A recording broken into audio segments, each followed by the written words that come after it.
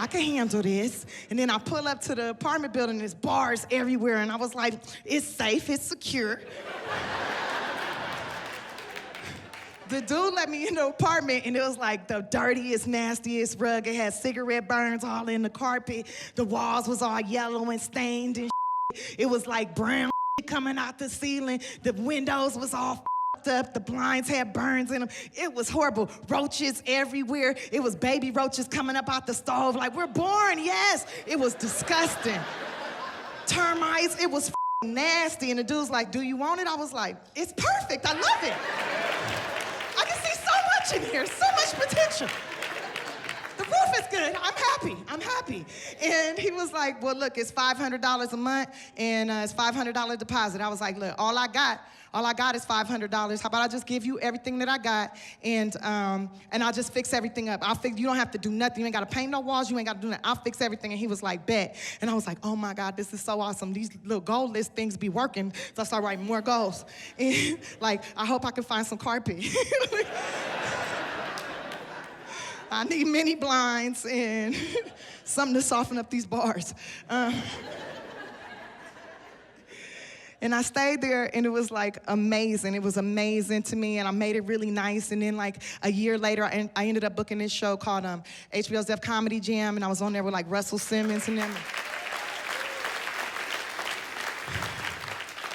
D.L. Hughley was hosting, and he told me I was funny and stuff. And then the director of the show comes over to me, and he goes, yo, Tiffany, you're amazing, man. You should come to our Super Bowl party. We're having a Super Bowl party. You should come to it. And I was like, bet, I would love to come to it. And it's like, it's so crazy how life goes full circle, because I pulled up to the house, and I was like, oh my God, I used to live right here. This is amazing, right here on Doheny. I was living here for months. And he was like, you ain't never lived here. I said, yes, I did. Like a year and a half ago, I lived right here in this. It's nice on the inside. This is beautiful in here. And he was like, I've been here for years. You ain't never lived here. I said, yes, I did. In that car right there. He was like, oh, that was you? I used to call the police every morning at 6:45 to get that piece of out of here. I was like, man, thank you for waking me up every day. I appreciate that. Appreciate it. And it's just crazy, like, how my life was going, like, full circle. And then I started to get, like, things was coming in, but they was coming in slow. And I was getting, like, gigs, but not really great gigs. It wasn't, like, something to really, like, launch a career. And it seemed like I kept getting pulled back for some reason. I don't know why. And I just started to get really depressed. I started getting really sad, y'all. And it was, like, the census had came around. Y'all know about the census? That's when they come to your house and stuff, and they try to count how many black people live in the neighborhood so they know where to put the Section 8 and everything. The census, they came to my house, the numerator came knocking on my door, this little white man with glasses. He come knocking at my door, and he goes, hello, I'm with the U.S. government, I'm with the census, and we're taking an account, and we just want to know how many people live in this household. And I was like, it's just me. It's just me.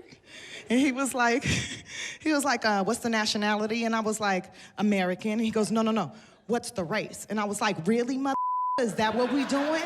We bringing racism to my front door on this day when I'm already not happy? What are you doing? What are you, colorblind or something?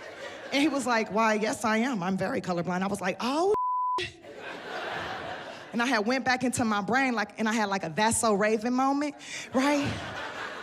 And I had a whole conversation with myself, like, girl, this is your chance. What do you mean this is my chance? Obama said it's time for change. He did say it's time for change. Well, you could be whatever you want to be. Well, what should I be? Well, you got a car and you know a gang of Asians. You right, I do got a car and I do know a gang of Asians. Well, put that together, girl. I'm Car-casian.